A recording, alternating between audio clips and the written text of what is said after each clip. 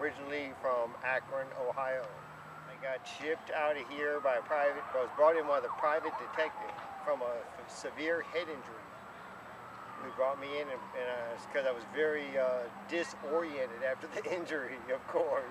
My injury was drug-induced when I jumped out of the moving vehicle. I was on drugs before I got injured. I was in what they call an active coma for 10 days, and then when I came out of surgery, the doctor that gave me the head injury had no idea what the recall was.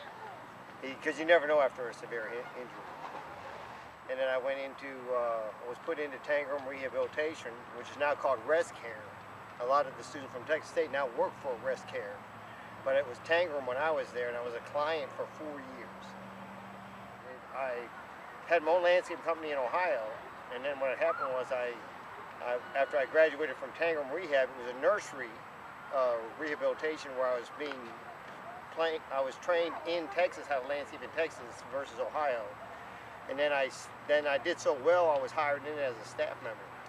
And I treated head injury people for 8 years in a nursery surrounding with plants and shrubs. So then I was trained by a trained horticulturalist at A&M for 8 more years as a staff member. Then I became a certified landscaper. I quit the facility, and now I'm a self-employed landscaper. I actually work for Texas State for a sorority house over on Delta XI. I've been working for them just recently, the last about 6-7 months. And my birth sign is Libra scales.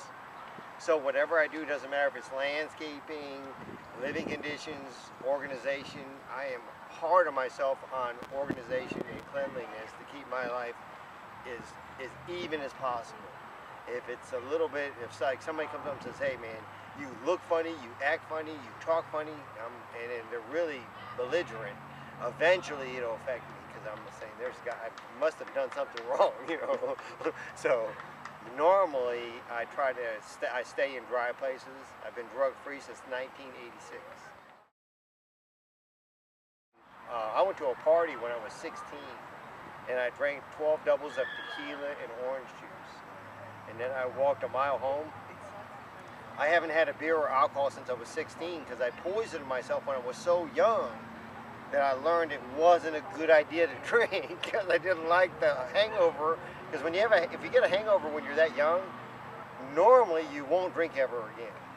Especially when you've almost died from alcohol poisoning. That's what happened. And someone said I was like even be alive when I woke up that morning. So, but then like say I don't know very many few people even that are, like some guys that were out here yesterday, they were completely drunk, obnoxious, some students from Texas State, and they had no idea how stupid they were. They sounded and how they looked, you know, because they couldn't make any sense. I started when I was about 11 years old. I played Frisbee in Ohio a lot before I came out here. I got chipped out here, and I didn't play much Frisbee for about 2.5, 3 years in the program. What happened was I lost my peripheral vision on the right side of my head from my head injury. And I had really good hand-eye coordination before my injury. And well, I basically, with the loss of vision, I've learned how to compensate with what they call more acute hand-eye coordination. Between 90 and 91, I started coming out here more often because I started my own business in 1990. I was a client from 86 to 90, and then when I became a staff member, I came in on the weekends often, or on any days off, and then from 98 on, I came out here all the time. 1998 on, I came out all the time. So, and I only stayed just busy enough so that around 2 or 3 o'clock in the afternoon I can quit what I'm doing and come out here and play Frisbee. A lot of people wonder how I didn't lose my technique during the wintertime. I said, well, when you were gone, I was here throwing. Oh, at the Monopoly game for Texas State, the last time I heard I was in a game, and so you roll the dice, you pick up the card, and on the card it says, buy Frisbee Dan longer shorts. And I don't know if they still got that game, but since someone said they came out last year, they said, did you know you're an icon at Sewell Park? I said, no, that's not what you call it. They said, what do you call it? I said, it's called an eyesore. Basically, between landscaping and physical attributes, basically I heard one of the special physical aerobic things you can do is playing Frisbee. So if you learn how to do it and you get good, it's just, you saw some of the catches, and you try to guess my age. I'll be 51 in October. Born in 1959. See, that's because I'm so physically active in landscaping and then playing Frisbee in the afternoon, and like I said, I haven't smoked. I used to smoke herb, before my injury, so I haven't had anything to smoke or any drugs since 1986.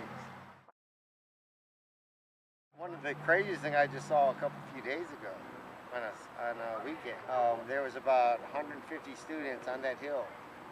A lot of them were down the river swimming, and a whirlpool came in, and about, probably 40, 50 mile an hour whirlwind came in, took all the students' papers, and they went up into the air and gone over the Stadium Coliseum, down Ocarina. A lot of papers, thousands and thousands of all their homework, all their studying, gone.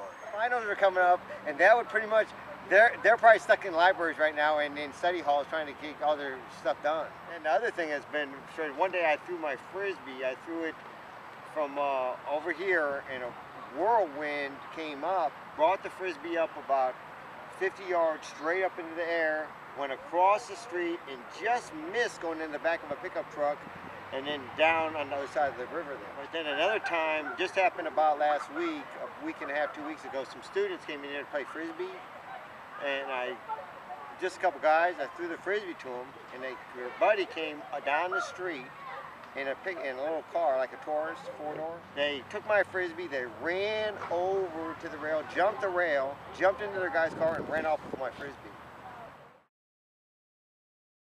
It's just like anything else. If you're dishonest and you're belligerently dishonest and bad, it will come back to haunt you. Fate is the worst thing that can do to you can do when you do something to somebody else that's that dishonest. Eventually it'll come back and it'll bite you back a lot worse than what he just did to me. Stay positive with everybody around you, to yourself. Show respect to yourself and to everybody around you, and your life will run much, much smoother. The minute you disrespect yourself and you're argumentative and negative around people, to you and around you, your life will become real unmanageable.